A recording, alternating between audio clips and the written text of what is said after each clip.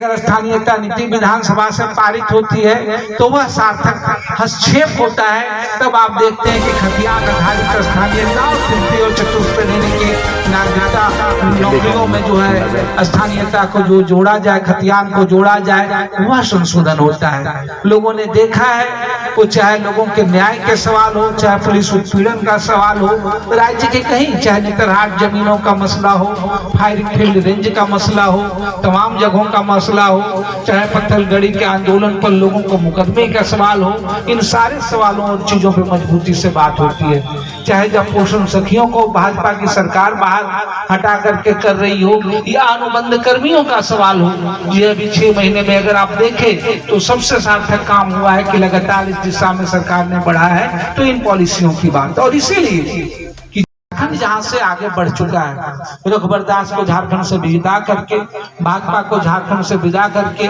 झारखंड चाहे ration card के मामले हो, यूनिवर्सल पेंशन के मामले में हो, उन मसलों पे आगे जाना है कि भाजपा को जो नारा है उनको मौका नहीं, क्योंकि भाजपा का वापसी का मतलब है, आप जान रहे हैं कि जो जीटी रोड से रेलवे तक लोगों के जीएम तमाम लोगों के लैंड की जमीन पर मुआवजा नहीं देती हो, वो झारखंड के तमाम खदानों को जो है फिर से अंबानी अडानी को जो है सौंपने का नहीं थी।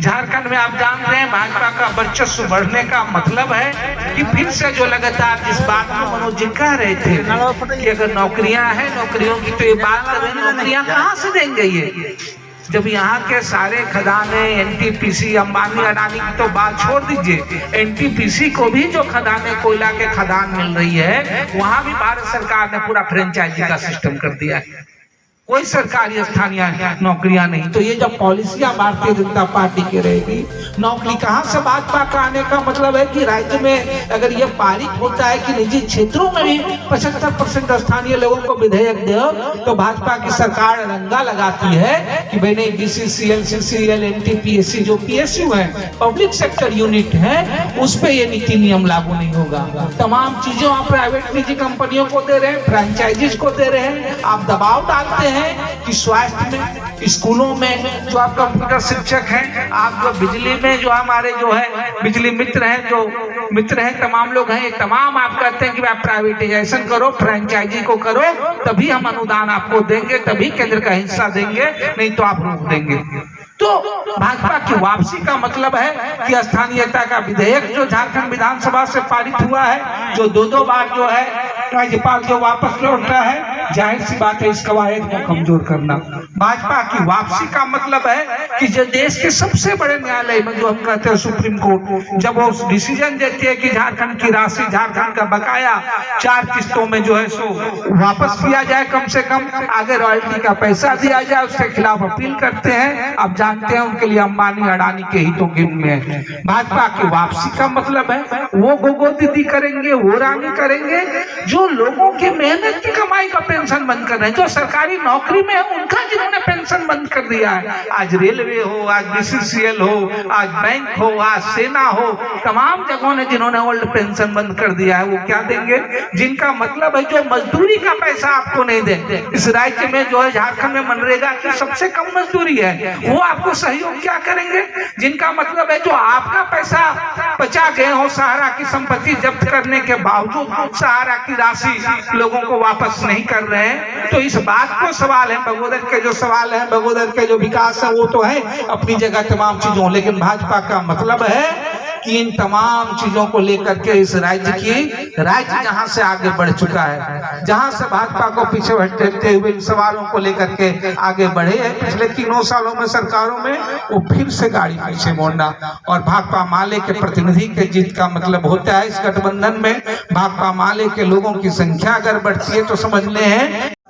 और करीब 2 साल से वहाँ आग लगी हुई है, पूरा का पूरा एक प्रदेश बर्बाद हो गया। डबल इंजन की सरकार, बहुत दूर जाने की जरूरत नहीं है, बिहार में चले जाइए, डबल इंजन की सरकार, हमारे नीतीश जी फिर उस तरफ चले गए। अभी हम लोग बिहार में एक पद यात्रा निकाले थे 16 अक्टूबर से 26 अक्टूबर तक, 11 दिन मैं खुद भी पद यात्रा में था, नवादा से पटना तक 260 किलोमीटर 11 दिन में हम लोग चले। अब पूरे बिहार की बात करें तो हमारे कम से कम 4000 साथी हर रोज पैदल चल रहे थे 400-500 किलोमीटर पूरे राज्य में। और उस पूरे पदयात्रा के दौर में जो हमने देखा कि जनता पूरी तरह परेशान है, भ्रष्टाचार चरम पर है, लूट चरम पर है, डबल इंजन का मतलब हो गया, लोग कह रहे हैं कि हमारे ऊपर डबल हमला, डबल धोखा। एक है मोदी जी हमला करते हैं, वहां कह रहे हैं कि 1/3 लोग तो 6000 से कम कमाई पर रहते हैं, और 6000 से कम कमाई वालों पर एक तरफ मोदी जी का हमला होता है कि 1000 रुपए का गैस सिलेंडर, और दूसरी तरफ नीतीश जी का हमला होता है 1000 रुपए का बिजली बिल। लोग जाएंगे कहाँ? तो ये डबल इंजन का मामला, ये बकवास है, ये बहुत बड़ा झूठ है। असली बात क्या है? असली बात है कि झारखंड को पूरी तरह से लूट खंड में तब्दील कर देना है। झारखंड को पूरी तरह से कब्जा करके जो अदानी का त्रिकोण बन रहा है, छत्तीसगढ़, उड़ीसा और झारखंड, हिंदुस्तान के तीनों प्रांत जहां सबसे ज्यादा खनिज संपदा है, जल जंगल जमीन, इतना ज्यादा प्राकृतिक संसाधनों का संभार है, वहां अदानी का त्रिकोण पूरा करना है। और अदानी का मोड क्या है? अभी विनोद जी बता रहे थे कि भाई यहाँ पब्लिक सेक्टर, एक जमाना था झारखंड मतलब लोग समझते थे कि झारखंड के लोगों को रोजगार मिले, यहाँ के स्थानीय लोगों को भी मिले, यहाँ से यहाँ तक कि बाहर से आए हुए लोगों को भी रोजगार मिले। झारखंड के कोयलांचल, झारखंड के रांची में हेवी इंजीनियरिंग, झारखंड में पावर सेक्टर, झारखंड में बोकारो का स्टील प्लांट। तो आज वो झारखंड में नया मॉडल क्या आ गया है? अदानी मॉडल। गोड्डा में सबसे बड़ा पावर प्लांट है, लेकिन वो पावर प्लांट कैसा है? कोयला कहां से आता है? झारखंड का नहीं, ऑस्ट्रेलिया से आता है, वो भी अदानी का।